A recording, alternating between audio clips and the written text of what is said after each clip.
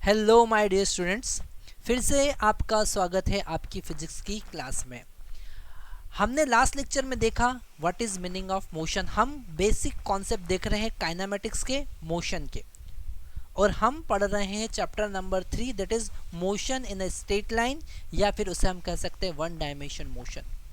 One dimension motion के जो concept है वो इतने बेसिक कॉन्सेप्ट है जिनकी हेल्प से हम आगे के सारे चैप्टर को अच्छे से समझ सकते हैं। अगर हमारा वन डायमेंशन मोशन या मोशन स्ट्रेट लाइन अच्छे से इसके कॉन्सेप्ट हम कवर नहीं करते हैं तो आगे के चैप्टर में हमको बहुत ज़्यादा तकलीफ आने वाली है। जैसे मोशन इन अ प्लेन या टू डायमेंशन मोशन हमको बिल्कुल भी समझ में आने वाला नहीं है अगर आपके मोशन इन स्ट्रेट लाइन या वन डायमेंशन मोशन के कॉन्सेप्ट क्लियर नहीं है। तो हमने लास्ट लेक्चर में मोशन के डेफिनेशन देखा था, जिसमें हमने देखा था what is meaning of motion.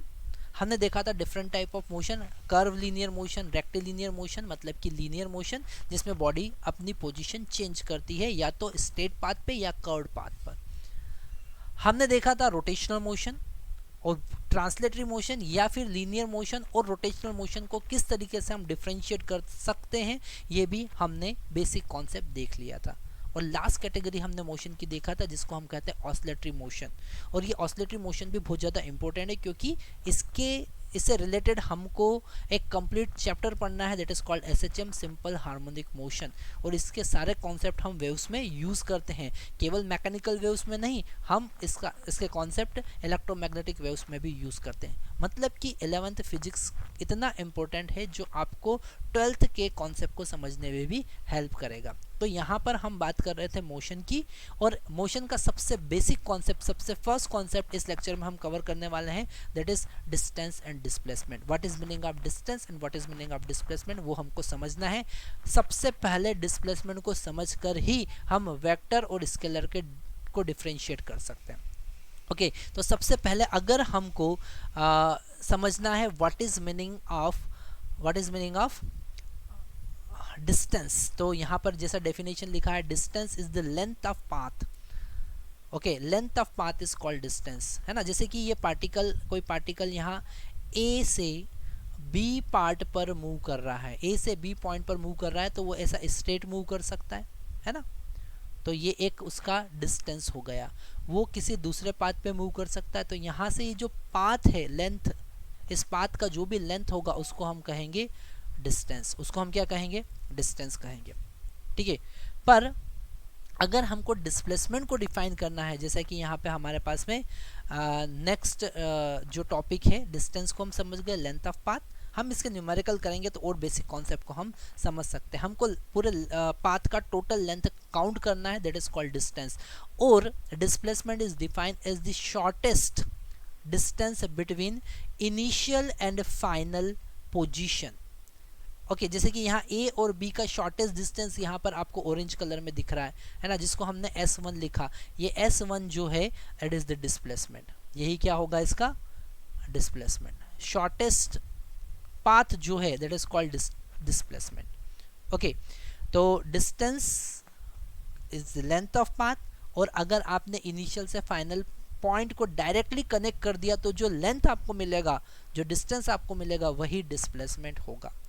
Okay, और डिस्प्लेसमेंट के एक और कॉन्सेप्ट को हम समझ सकते हैं, एक और डेफिनेशन को हम समझ सकते हैं, हम उसे कहेंगे change in position. Change in position is called displacement. जैसे कि इनिशियल पोजीशन ये था, यहाँ पर इनिशियल पोजीशन, और यहाँ पर था फाइनल पोजीशन। ओके, तो change in position, final position minus initial position is called displacement. Okay, यहाँ पर हमको कुछ बेसिक कॉन्सेप्ट डिस्टेंस और डिस्टेंस से रिलेटेड समझना पड़ेंगे।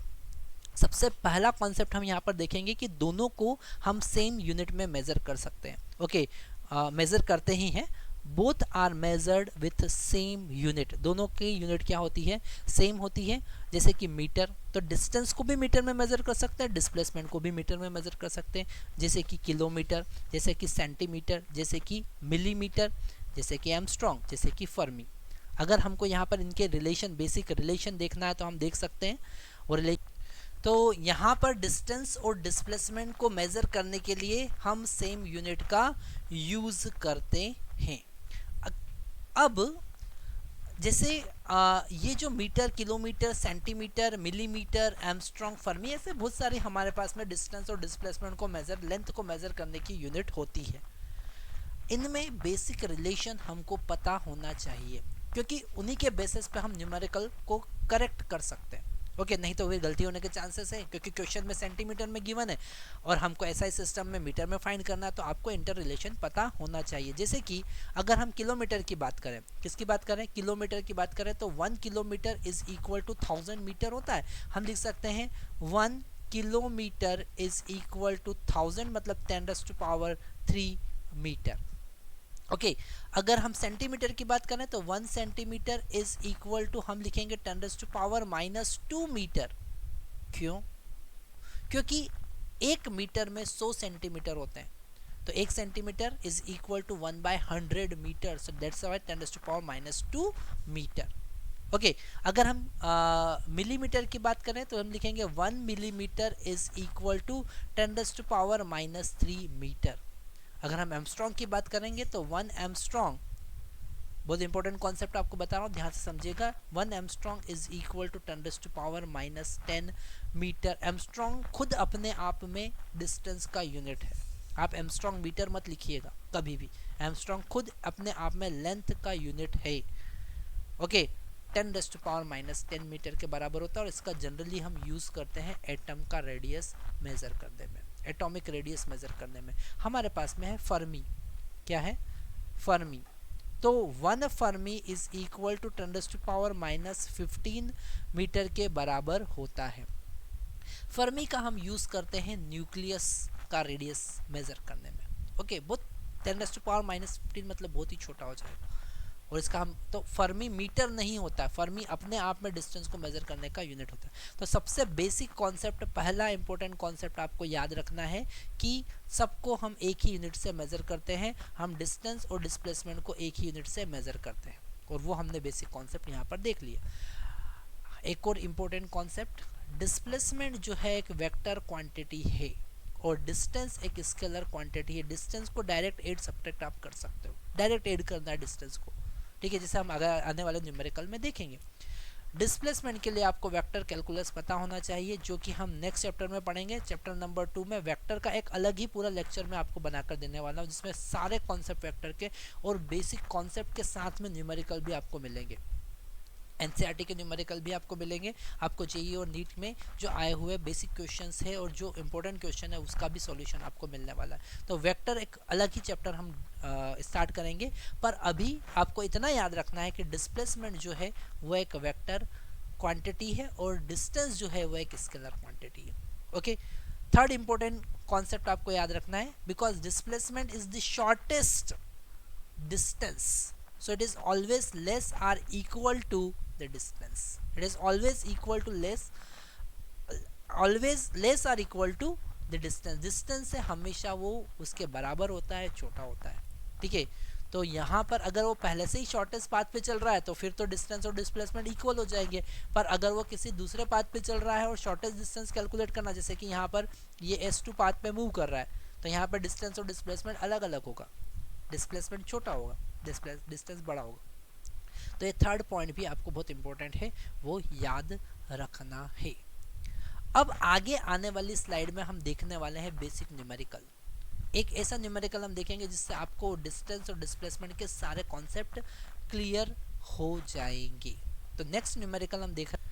तो बेसिक क्वेश्चन में सबसे फर्स्ट क्वेश्चन हमारे पास में है, क्वेश्चन में गिवन है अ particle moving along x axis by distance 30 kilometre bye 30 kilometre.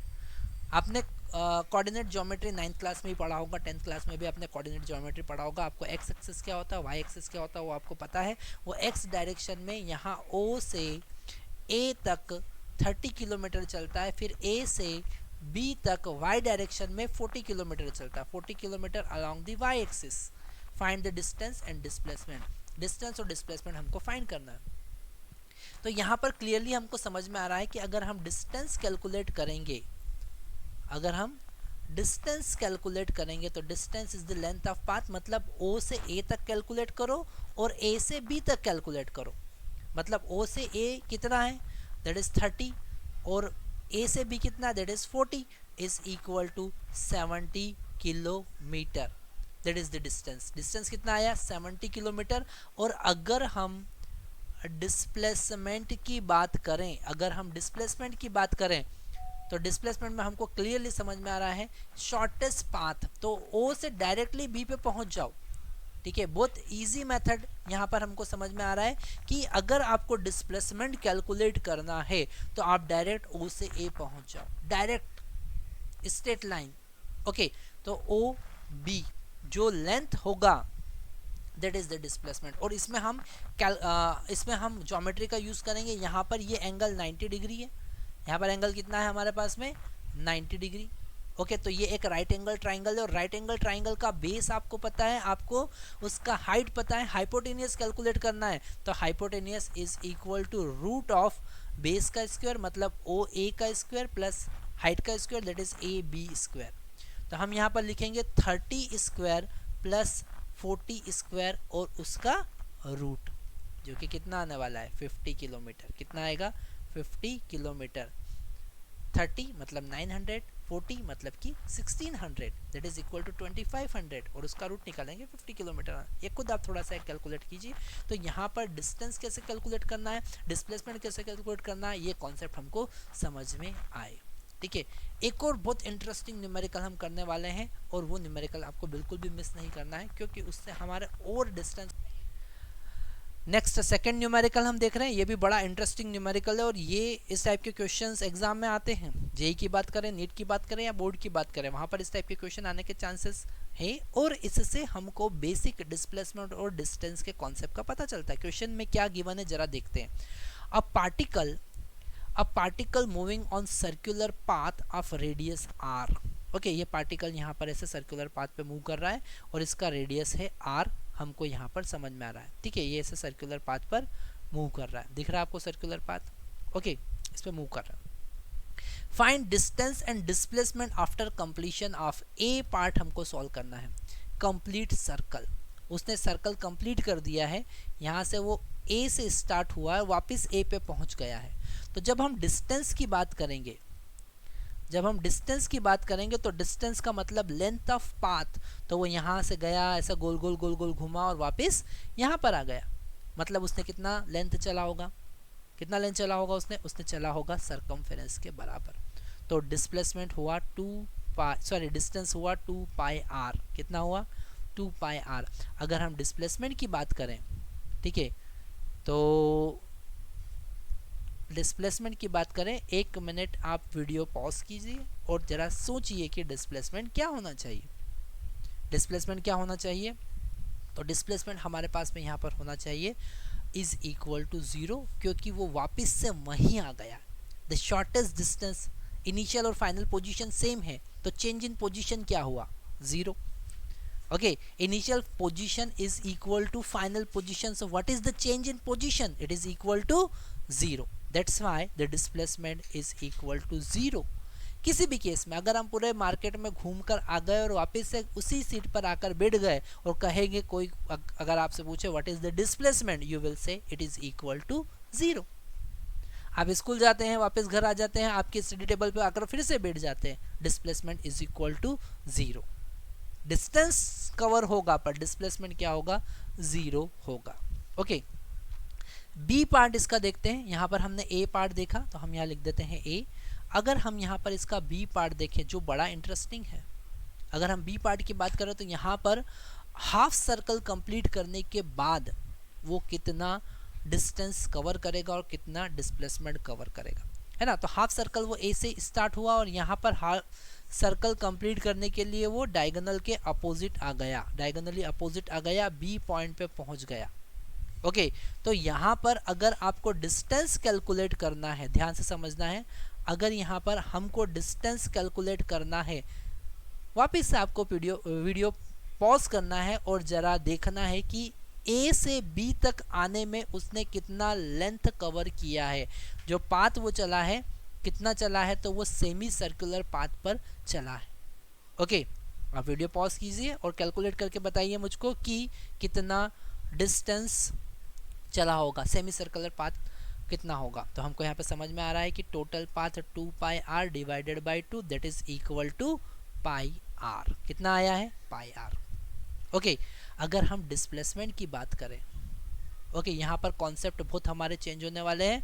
अगर हम डिस्प्लेसमेंट की बात करें तो that is the shortest distance. तो आपको क्या करना है, आपको ए से स्टार्ट करना और डायरेक्टली बी पर पहुंच जाना है। ठीक है, यहाँ पर जैसा मैंने ब्लू कलर से बनाया, ए से स्टार्ट करना, डायरेक्टली सीधा बिल्कुल बी पर पहुंच जाना है। और जब बी पर पहुंचोगे तो कितना डिस्टेंस चला आपने, it is equal to diameter, it is equal to diameter that is equal to 2r। तो यहाँ पर डिस्प्लेसमेंट शायद आपको अच्छे से अब समझ में आ गया होगा। तो यहाँ पर डिस्प्लेसमेंट हमारे पास में हुआ 2r और डिस्टेंस कितना हुआ था, पाई आर। ओके, तो बेसिक कॉन्सेप्ट शायद आपको यहाँ पर समझ में आ रहे होंगे।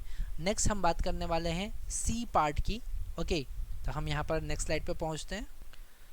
अगर हम यहाँ पर सी पार्ट की बात करें, सी पार्ट बड़ा इंटरेस्टिंग है, जरा ध्यान से समझना। Quarter part of circle. Okay, quarter part of circle मतलब कि 90 डिग्री पर। यहाँ से इसको 4 पार्ट में डिवाइड करना, क्वार्टर का मतलब आप समझते होंगे, 4 पार्ट में डिवाइड कर दिया हमने। तो यहाँ हम ए से बी पर पहुँचे। तो अगर आप यहाँ पर डिस्टेंस कैलकुलेट करेंगे, ध्यान से समझना है, अगर हम डिस्टेंस कैलकुलेट करेंगे तो हमको लेंथ ऑफ पाथ कैलकुलेट करना है। मतलब ये जो आर्क है ये हमको कैलकुलेट करना होगा। क्या कैलकुलेट करना होगा? आर्क कैलकुलेट करना होगा। ओके, तो यहाँ पर आर्क कितना होगा, 2 पाई आर को 4 पार्ट में डिवाइड कर दो, that is equal to pi R by 2, that is equal to pi R by 2। तो यहाँ पर आपको ये समझ में आ गया हो। पर अगर हम बात करें कि डिस्प्लेसमेंट कितना होगा तो हमको बहुत इंपॉर्टेंट लॉजिक यहाँ पर लगाना पड़ेगा। तो डिस्प्लेसमेंट कैलकुलेट करने का बहुत इजी तरीका मैं आपको बता रहा हूँ, डायरेक्ट इनिशियल पॉइंट से फाइनल पॉइंट को कनेक्ट कर दो। तो यहाँ से अगर हम इनको कनेक्ट करते हैं, हम यहाँ पर कलर चेंज कर लेते हैं, हमको और अच्छे समझ में आएगा। अगर हमने इनको कनेक्ट कर दिया, जैसे ही हमने यहाँ पे कनेक्ट किया, तो रेड कलर का लाइन जो दिख रहा है इसका लेंथ अब आपको कैलकुलेट करना है, that is equal to displacement. Okay, उसका लेंथ कैलकुलेट करना है। तो यहाँ पर ये एंगल 90 डिग्री हमको क्लियरली समझ में आ रहा है ना।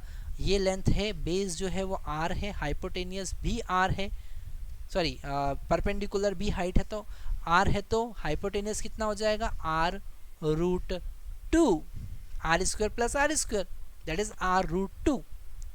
डिस्प्लेसमेंट हमारे पास में होगा r रूट 2। कितना होगा, r रूट 2। शायद हम यहाँ पे बिल्कुल सारे कॉन्सेप्ट को बहुत अच्छे से समझ पा रहे हैं। डिस्प्लेसमेंट यहाँ पर होगा r root 2 because it is equal to the diagonal of this right angle triangle.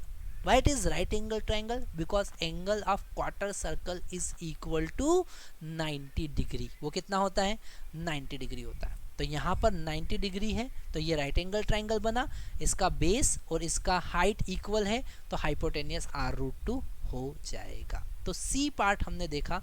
अगर हम डी पार्ट की बात करें, अगर तो उसके लिए हम यहाँ पर कलर चेंज कर लेते हैं ताकि हम डी पार्ट को पूरा डिफरेंट कलर ग्रीन कलर में लिखेंगे। ठीक है, अगर हम डी पार्ट की बात करें तो वो बोल रहा है 3/4 part of circle. Okay, 3/4 part मतलब कि इसको 4 पार्ट में डिवाइड करो और आपको 3 पार्ट ही कवर करना है। कितने पार्ट कवर करना है, 3/4। 4 पार्ट में डिवाइड करना है और 3 पार्ट कवर करना है। ठीक है, तो आप यहाँ ए से पहुंचे बी पर, बी से सी पर, सी से यहाँ पर डी पे पहुंच गए। ठीक है, तो अब यहाँ पर length of path green colour से आपको दिख रहा होगा, मतलब कि पूरे सर्कल का 3/4 पार्ट। तो अगर हम डिस्टेंस की बात करेंगे, डिस्टेंस की बात करेंगे तो पूरा सर्कल 2 पाई r और उसका 3/4 पार्ट, उसका 3/4 पार्ट मतलब कि 3 पाई r divided by 2, that is the distance. Okay, और यहाँ पर एक और इंटरेस्टिंग कॉन्सेप्ट बहुत अच्छा आपका बनने वाला है, what is the displacement. Okay, what is the displacement, what is the displacement. तो डिस्प्लेसमेंट यहाँ पर क्या होगा बच्चा लोगों, यहाँ पर डिस्प्लेसमेंट होगा that is the shortest path. तो आपको इनिशियल पोजीशन ए और फाइनल पोजीशन डी को कनेक्ट कर देना है। ठीक है, यहाँ पर थोड़ा रब करना पड़ेगा, इसको हमने कनेक्ट कर दिया। ओके, तो ये जो ग्रीन कलर का लाइन आपको दिख रहा है इसका लेंथ तो फिर से r√2 आ गया। आपको क्लियरली समझ में आ रहा होगा कि r√2 क्यों आया, ठीक है, r√2 होगा ना, क्योंकि यहाँ पर r, ये r, तो ये फिर से राइट एंगल ट्राइंगल यहाँ पर बन रहा है r√2। तो डी केस में डिस्प्लेसमेंट फिर से r√2 आया, पर डिस्टेंस 3πr/2 आता है। ओके, तो यहाँ पर सारे बेसिक कॉन्सेप्ट हमारे क्लियर हो रहे हैं। जो ई पार्ट है that is the theta angle, जब वो थीटा एंगल कवर करता है तो कितना डिस्टेंस होगा और कितना डिस्प्लेसमेंट होगा वो हमको कैलकुलेट करना है। और ये बहुत इंपॉर्टेंट क्वेश्चन हमारे पास में आता है, क्योंकि ये जनरल केस है, इसमें आप थीटा का वैल्यू 2π पुट करो, 360 पुट करो तो पहला केस आ जाएगा, थीटा का वैल्यू 180 पुट करो सेकंड केस आ जाएगा, थीटा का वैल्यू 90 पुट करो थर्ड केस आ जाएगा, थीटा का वैल्यू 90 नहीं 270 पुट करो तो फोर्थ केस आ जाएगा। ओके, तो यहाँ पर थीटा का वैल्यू है 2π, हम इसे ब्लैक कलर से लिख लेते हैं तो आपको और क्लियरली समझ में आएगा। यहाँ पर थीटा का वैल्यू है 2π that is equal to 360, pi का मतलब कितना होता है 180 डिग्री। यहाँ पर theta is equal to half circle मतलब पाई 180 डिग्री। यहाँ पर theta is equal to 90 degree मतलब कि π/2, मतलब कि π/2। और यहाँ पर theta is equal to 270 degree मतलब कि 3π/2। मतलब कि ये जो ई पार्ट है ये बहुत ज़्यादा इम्पोर्टेंट होने वाला है, क्योंकि ये सारे क्वेश्चन का आंसर दे देगा। आपसे थीटा का कोई भी वैल्यू पूछे वो आप आंसर मिल जाएगा आपको। ओके, तो जो ई वाला थीटा एंगल के लिए हम डिस्टेंस और डिस्प्लेसमेंट कैसे कैलकुलेट करेंगे वो हमको अब देखना है। तो मेरे प्यारे बच्चों, अगर हमको थीटा के लिए, ठीक है, एक एक कॉन्सेप्ट बहुत ध्यान से आपको समझना है। हम यहाँ, ये है सेंटर, ठीक है, ये है सेंटर O, ओके, और ये है पॉइंट A। तो हम यहाँ से चले चले चले थीटा एंगल पर चले। जब हम इसको यहाँ से कनेक्ट करेंगे, हमने यहाँ से इसको कनेक्ट कर दिया, ये हमने यहाँ पर कनेक्ट कर दिया, ठीक है। तो ये जो एंगल थीटा है इस केस में डिस्टेंस और डिस्प्लेसमेंट क्या होगा। ओके, तो सबसे पहले हम बात कर रहे हैं डिस्टेंस की। किसकी बात कर रहे हैं? डिस्टेंस की। ओके, डिस्टेंस की। तो डिस्टेंस का मतलब यहाँ पर आर्क के बराबर होगा। ओ से ए से बी तक का जो आर्क है, ठीक है, it is equal to arc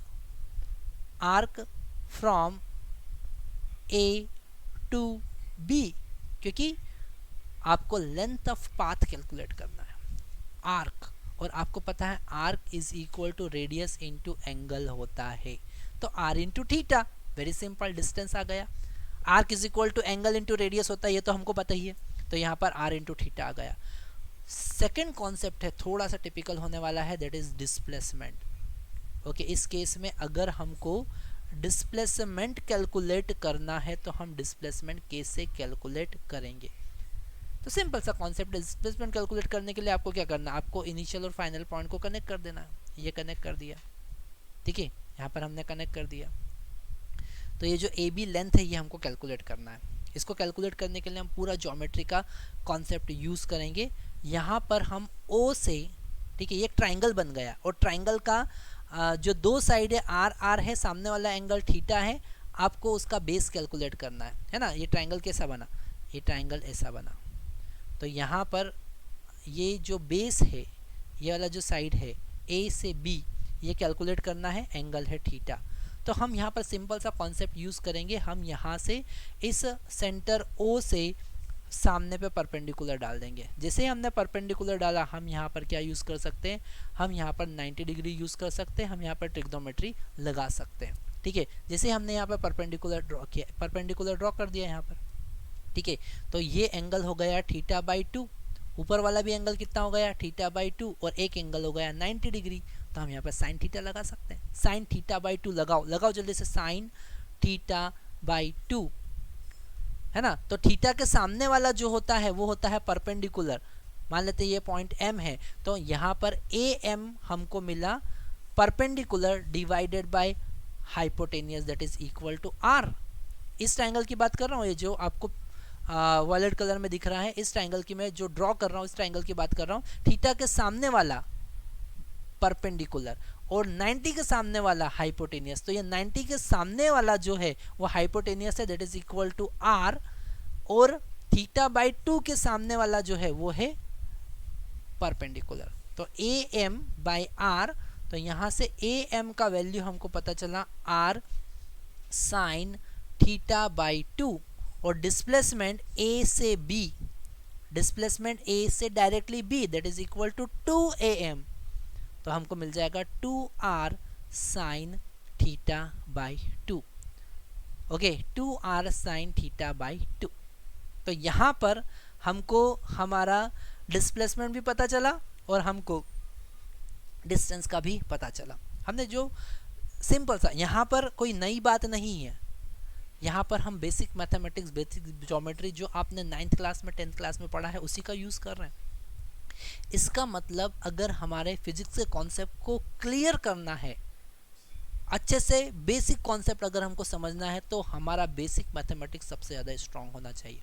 अब एक टास्क मैं आपको परफॉर्म करने के लिए दे रहा हूँ, जिसमें आपको थीटा का अलग अलग वैल्यू यहाँ पर पुट करना है और चेक करना है हमारे प्रीवियस ऑप्शन से ए का वैल्यू क्या 0 आ रहा है या 2 पाई आ रहा है। हमको यहाँ पर वैल्यू पुट करते जाना है। थीटा का वैल्यू फर्स्ट केस में ए केस में 2 पाई पुट करो, बी केस में पाई पुट करो, सी केस में पाई बाई 2 पुट करो, डी केस में 3 पाई बाई 4 पुट करो, ये 3 पाई बाई 2 पुट करो। तो वहाँ पर ये सारे केस मैच कर रहे हैं कि नहीं, जनरल केस से मैच कर रहे हैं कि नहीं। दो फार्मूले आपके पास में आर थीटा और 2r साइन थीटा बाई 2। ठीक है, तो बेसिक मैथमेटिक्स अगर आपका स्ट्रॉन्ग है तो ये क्वेश्चन आप 100% कर लेंगे। Okay, thank you very much for today, bye bye.